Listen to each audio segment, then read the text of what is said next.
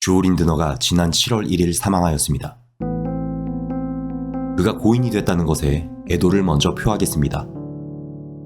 그는 800만 명의 인스타 팔로워, 90만 명의 유튜브 구독자를 보유했던 가장 인기 있는 피트니스 인플루언서 중 한 명이었습니다. 알려진 바에 의한 그의 사인은 뇌동맥류였다고 합니다. 그의 이모 역시 뇌동맥류로 사망했던 만큼 가족력이 높은 질환이었을 거라 예상할 수 있겠지만 30살이라는 너무 이른 나이였습니다. 그의 죽음에 있어 간접적으로라도 약물 사용에 대한 영향을 의심하는 것은 너무 비약인 것일까요?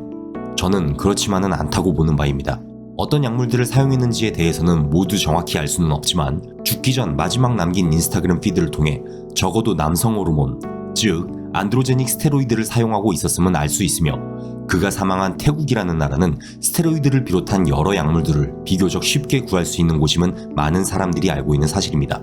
약물 사용자이긴 하였지만 그는 평소 약물 사용에 있어 그 위험성과 경각심을 대중들에게 자주 어필해온 사람이었습니다. 이 영상에서는 약물 사용 그 자체에 대한 해악성을 이야기하기보다 피트니스 인플루언서 그리고 헬스 유튜버라는 말들이 더 이상 낯설지 않은 현 시점에서 생각해볼 문제들을 떠올려보려 합니다. 안녕하세요, 김동현입니다. 유튜브 채널 간고TV를 운영하고 있는 트레이너 김동현입니다.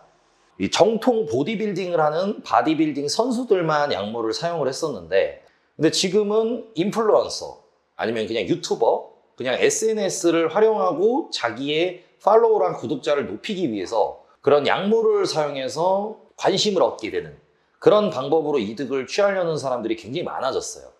아무래도 요즘은 팔로워나 구독자가 결국에 수익하고 직결되는 부분이기 때문에 그렇기 때문에 일단 무리를 많이 하는 거죠. 계속 이제 몸을 노출해서 활동해야 되기 때문에 몸 유지를 365일 하려고 무리를 많이 하는 것 같아요. 오히려 보디빌더들은 좀 롱런해야 되기 때문에 약물에 대해서 약간 조절해서 사용을 한다거나 뭐 끊었다가 다시 사용했다가 뭐 용량을 타이밍을 조절한다거나 그런 경향이 있는데 너무 과하게 위험하게 사용하는 서양 외국인들이 많다고 하더라고요. 뭐 예를 들어서 가장 위험한 약물들로는 뭐 이뇨제, 뭐 T3 이런 것들이 있어요. 근데 그것들은 굉장히 목숨의 위험이 줄 수 있는 것들이거든요. 근데 그런 것들을 굉장히 장기간 고용량을 사용하다 보니까 한국보다 동양인들보다 외국에서 더 급사, 갑자기 죽어버리는 경우가 더 많은 것 같아요. 결국에 돈 때문에 그리고 관심 때문에 약물을 끊지 않고 계속 고용량을 사용했다. 전 세계에서 가장 권위 있는 바디빌딩 대회인 미스터 올림피아의 우승 상금은 5억 원 상당입니다. 물론 그 정도 레벨의 프로 바디빌더라면 관련 스폰서들과의 계약으로도 그에 버금가는 수익들이 있을 것이지만 소위 요즘 잘 나간다는 피트니스 인플루언서들에 비하면 결코 많이 번다 할 수 없습니다. 영국인 피트니스 인플루언서 시미언 펜다의 연수익은 250억 원을 넘습니다. 그리고 펜다처럼 국내에서도 잘 알려진 케이스는 아니지만 브라질의 여성 인플루언서인 에바 안드레사 역시 200억 원 수준의 연수익을 자랑하죠. 이들에게는 여러 가지 수익 구조들이 있는데요. 스폰서 게시물, 제휴링크 판매 커미션, 운동 프로그램이나 전자책 콘텐츠 판매, 자체 제작 상품 판매, 온오프라인 세미나 등이 있습니다. 그리고 이 모든 상품들과 계약들은 인지도를 높임으로써 수익으로 증대시킬 수 있고 그 인지도를 쌓는 데 있어서는 인스타그램이나 유튜브에 지속적으로 멋진 몸을 노출시키는 것이 필수적으로 요구되죠. 큰 돈들이 소셜미디어를 향해 이동되면서 바디빌더가 아닌 사람들이 인플루언서로서 온라인상의 멋진 몸을 보이기 위해 약물을 사용하게 되는 경우가 늘어났다고 봐도 과언이 아닙니다. 물론 모든 피트니스 인플루언서나 유튜버들이 약물을 사용하는 것은 아니지만 그들 중 상위 랭크일수록 약물을 사용하는 이들이 훨씬 더 많은 것이 사실이죠. 소셜미디어가 발달하며 스테로이드를 비롯한 여러 경기력 향상 약물들의 암시장 역시 더욱 폭발적으로 성장하게 됐다는 것이 전문가들의 의견입니다. 자, 그런데 약물 사용 그 자체뿐만 아니라 그와 연계되는 또 다른 문제도 있습니다. 저 같은 경우를 예를 들면 저는 지금 시합 안 나간 지가 오래됐어요. 그리고 이제 막 지방을 다 걷어내고 완전히 극한의 체지방량을 낮아서 시합 나가는 정도의 몸을 안 만든 지가 오래됐단 말이죠.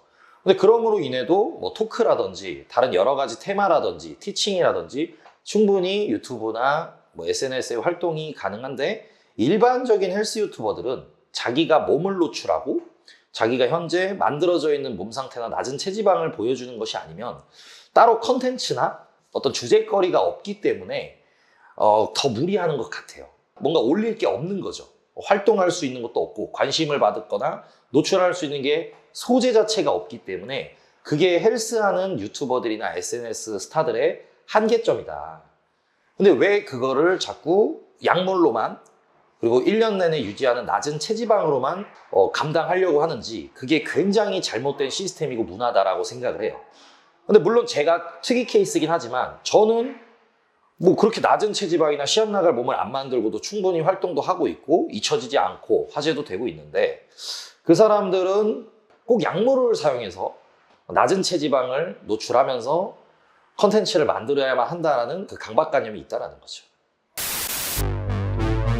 엄격한 피트니스 라이프 스타일에는 기본적으로 요구되는 시간들이 있습니다. 유산소를 포함하여 강도 높은 운동을 하고 식단을 준비하며 먹는 시간들까지 모두 합산한다면 하루에 4분의 1 정도는 될 것입니다. 때문에 피트니스 인플루언서들은 그 자체를 컨텐츠로 삼는 경우가 대부분이죠. 천편일률적으로 반복되는 컨텐츠들은 식상해지기 마련이고 이를 개선하기 위해 동종 크리에이터들과 운동 합방을 하거나 종종 정크푸드 먹방으로 시청자들을 만족시키려 합니다. 하지만 이것들마저 어느샌가 패턴이 되기 마련이죠. 이들은 조회수와 좋아요에 대단히 민감한 사람들입니다. 그리고 시청자들은 냉정하죠. 구독자나 팔로워들이 주는 서포트 역시 영원하지 않습니다. 운동과 피트니스를 즐기고 사랑하는 것 이상으로 크리에이터의 포지션이라면 창의적인 컨텐츠들을 생산해야 할 것이며 더불어 장기적인 계획도 있어야 할 텐데 그들 대부분은 그렇지 못합니다. 시간을 더 내어 자기 개발을 하기엔 운동과 식단을 지켜야 하는 시간을 포기할 수 없기 때문이죠. 딜레마인 것입니다.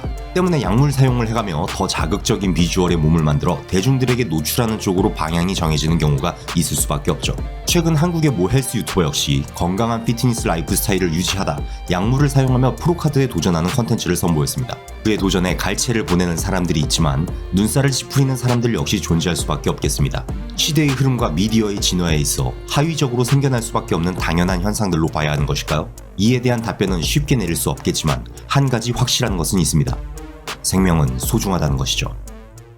결국에 목숨을 잃게 되면 뭐 돈이든 조회수든 구독자든 다 사실 필요 없는 거거든요. 목숨보다 건강보다 더 중요한 게 어디 있겠어요. 죽어버리는데.